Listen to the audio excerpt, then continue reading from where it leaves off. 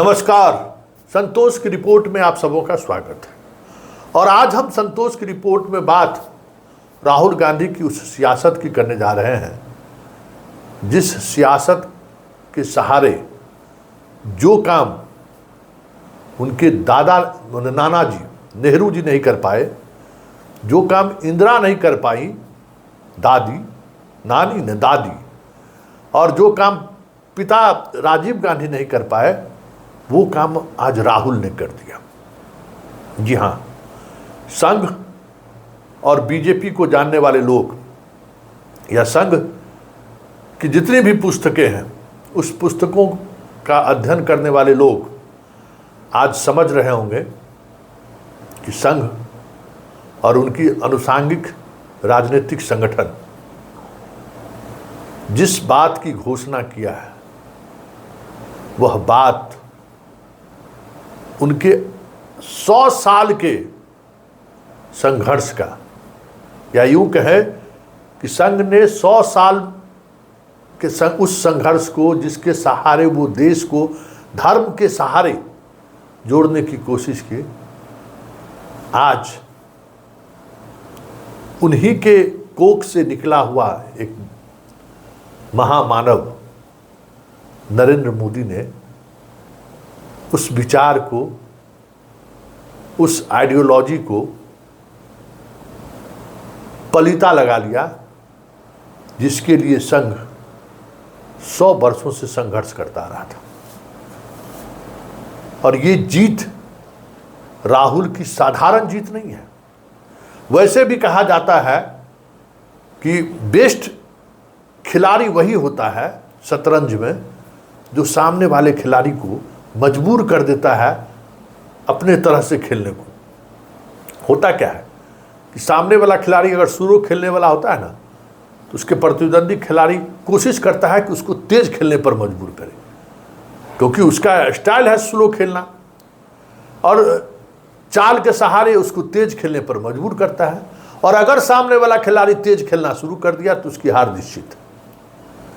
तो राहुल आरक्षण और संविधान बचाओ नारा के सहारे जो नैरेटिव सेट करने की कोशिश उन्होंने की, उस नैरेटिव के साथ आज मोदी, संघ और बीजेपी खड़ा दिख रहा है। ये बहुत बड़ी जीत है, ये साधारण बात नहीं है। और एक बात समझिए कि ये पिच ऐसा पिच है जिस पिच का सचिन तेंदुलकर, विराट कोहली, वीरेंद्र सहवाग, युवराज सिंह इस देश में भरा हुआ है। तेजस्वी, लालू, अखिलेश, ममता, बहुत सारे ऐसे नेता हैं जो इस पिच के शानदार खिलाड़ी हैं। और उस पिच पर आकर खेलने की तैयारी आज से मोदी ने शुरू कर दिया है। ये बहुत बड़ा बदलाव है, ये कम बड़ा बदलाव नहीं है। इसको हल आप लोग अगर समझ नहीं पा रहे हैं तो बहुत मुश्किल है। ये बहुत बड़ा बदलाव है। और ये बदलाव समझिए पूरे बीजेपी के ऑर्गेनाइजेशन को, संघ के पूरे ऑर्गेनाइजेशन को आज समझिए मिट्टी में मिला दिया। मिट्टी में मिल गया वो संगठन और पार्टी जो 1925 से इस बात को लेकर संघर्ष कर रहा है कि देश को संगठित रखना है तो धर्म को प्रधान बनाना है, देश को संगठित रखना है और राष्ट्रवाद के नारों के साथ अगर जोड़ना है तो धर्म को महत्ता देनी है। सारा का सारा उनका आइडियोलॉजी उसी पर आधारित है। और वो सारा आइडियोलॉजी आज राहुल के उस आंदोलन या राहुल के उस डिमांड के सामने ध्वस्त हो गया। अब तो देखिए ना, राहुल ने क्या कहा है कि नहीं नहीं नहीं नहीं, ऐसे नहीं होगा, आप भाग जाते हैं महिला आरक्षण बिल की तरह। आपको तेलंगाना की तरह हर व्यक्ति का जातिगत जनगणना में सवाल पूछना होगा, सवाल आपको इस तरीके से बनाना होगा, और आरक्षण का जो आप लॉक लगाए हुए ना, उसको आपको तोड़ना होगा। मतलब जिस आरक्षण का खिलाफ अभी तक संघ और बीजेपी करती रही है, उस आरक्षण का स्लैब उनको बढ़ाना पड़ेगा। अभी इस खेल में तो बहुत सारी चीज़ें हैं ना खेलने के लिए। जो मंडल कमीशन बीपी सिंह ने लाए तो क्या हुआ, कांग्रेस पहले ध्वस्त हुआ ना, और उस आंधी में एक से एक स्टारवार जितने कांग्रेस प्रदेश के थे सारे लोग खत्म हो गए। और फिर आया कमंडल का जोर, तो कमंडल का जोर लगाते लगाते लगाते लगाते लगाते लगाते पिछले 10 से 11 वर्षों से देश पर बीजेपी का कब्जा है और अधिकांश हिंदी पट्टी पर भी बीजेपी का कब्जा है। लेकिन आज जिस आइडियोलॉजी को बीजेपी ने स्वीकार किया है, मतलब जातिगत जनगणना को, ये तय मानिए कि जो आग इसने धर्म की सियासत के सहारे यूपी, मध्य प्रदेश और राजस्थान में खत्म कर दिया था, वो आग कल से इन तीनों हिंदी प्रदेश में धधकते हुए दिख जाए तो कोई बड़ी बात नहीं होगी। और अगर मोदी ये सोच रहे हैं कि इसी जातीय जनगणना की बात करके हम बिहार भी साध लेंगे, तो भाई हम कई बार कहे हैं कि बिहार मोदी और शाह के बूते की बात नहीं है, क्योंकि बिहार साधने के लिए जो चीज़ें चाहिए, जिस तरीके की गेंदबाजी चाहिए, जिस तरीके की बल्लेबाजी चाहिए, उसका हुनर अमित शाह और मोदी और संघ किसी में नहीं है। बहुत मुश्किल है उसको कंट्रोल करना। तो आज देखिए किस तरीके से राहुल ने जातीय जनगणना की बात तो इन्होंने कर दी, लेकिन उसके बाद देखिए उन्हीं जैसे ही इस मैदान में आए, देखिए क्या सवाल कर दिया राहुल ने। और सिर्फ सवाल ही नहीं किया, उन सवालों के सहारे नरेंद्र मोदी के उस मास्टर स्ट्रोक को भी जवाब दे दिया, जिस मास्टर स्ट्रोक को लेकर सोशल मीडिया में एक से एक पोस्ट लिखा जा रहा है।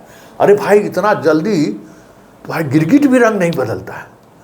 चंद घंटे पहले जो पाकिस्तान को सबक सिखाने की बात कर रहे थे, जो धर्म की बात कर रहे थे कि भाई मारने वाला जाति नहीं पूछा, धर्म पूछा, वो आज जो है कह रहा है कि जातीय जनगणना जो है सो क्रांतिकारी कदम है। इतना मास्टर स्ट्रोक है राहुल गांधी का। जरा सुन लीजिए उस मास्टर स्ट्रोक का राहुल ने क्या जवाब दिया है। राहुल जी, आप लगातार दबाव बना रहे थे, लेकिन पिछले 11 सालों से प्रधानमंत्री मोदी इस पर नहीं मान रहे थे। अभी पहलगाम का इतना बड़ा हादसा हुआ, क्या आपको लगता है कि इस वक्त में जो टाइमिंग है प्रधानमंत्री की कास्ट सेंसस को मानना, वो पहलगाम से ध्यान भटकाने की कोशिश है? आप जर्नलिस्ट हो, ये आप लोगों का काम है, आपका काम स्पेक्यूलेशन है, मेरा काम स्पेक्यूलेशन नहीं है। मैं फैक्ट्स पे काम करता हूं, तो आप स्पेक्यूलेट कीजिए, मैं इस पे स्पेक्यूलेट नहीं करूंगा। मेरे को स्पेक्यूलेट करने की जरूरत ही नहीं है। उन्होंने क्यों लिया क्यों नहीं लिया उसमें मुझे कोई इंटरेस्ट नहीं है। लिया और ये बड़ा स्टेप है।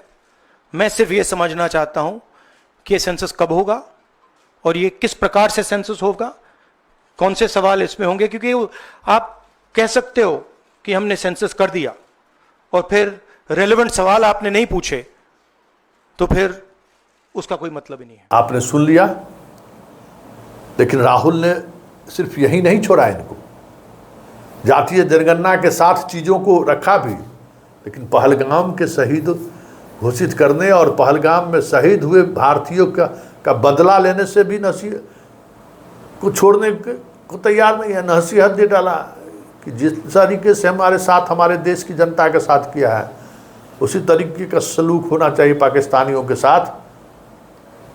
हवा देने से नहीं चलने वाला। तो जरा वो भी सुन लीजिए कि किस तरीके से पहलगाम के जिस नैरेटिव को जातीय जनगणना के सहारे मोदी अलग दिशा देना चाहते थे, राहुल ने जातीय जनगणना में भी इनको घेरा और पहलगाम वाले इशूज को लेकर भी इनको आईना दिखा दिया कि भाग नहीं सकते हैं आप। तो सुनिए राहुल ने क्या कहा है। अच्छा,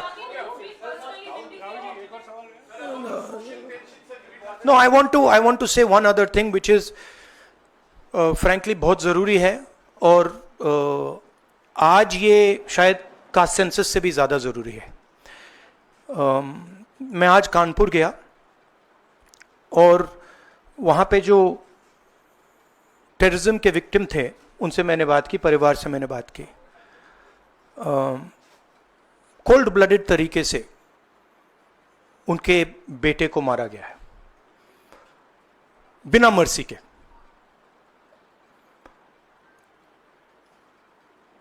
और 28 लोगों को ऐसे मारा गया है, बहुत सारे लोग घायल हुए हैं।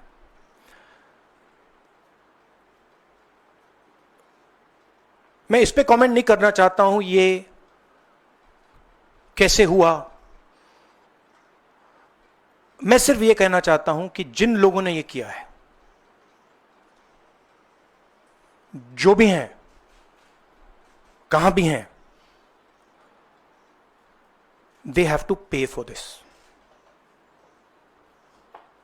and they have to pay for it properly, not in some half-hearted way, ऐसे आलतू फालतू तरीके से नहीं। दे हैव टू पे फॉर इट प्रॉपरली, कि इनको याद रहे कि हिंदुस्तान के साथ ये नहीं किया जा सकता है। हमने क्लियरली ऑपोजिशन की और सरकार की मीटिंग में क्लियर हमने लाइन दी है, यूनानिमस लाइन, कि जो हुआ है एक्सेप्टेबल नहीं है। और पूरा का पूरा ऑपोजिशन 100% सपोर्ट सरकार को देगा और दे रहा है। नरेंद्र मोदी को एक्शन लेना है, एकदम एक्शन लेना है, और पूरा का पूरा विपक्ष उनके साथ खड़ा है। जिन लोगों ने ये किया है, दे हैव टू पे द प्राइस फॉर दिस। जो परिवार है, उन्होंने आप लोगों को मेरे थ्रू एक मैसेज दिया है।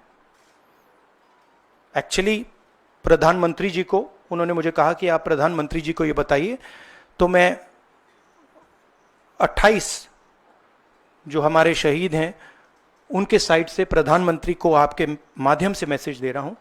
प्रधानमंत्री जी, उन्होंने कहा है कि हमारे जो बच्चे हैं वो शहीद हुए हैं, हम चाहते हैं कि आप उनको शहीद का दर्जा दीजिए, रिस्पेक्ट दीजिए।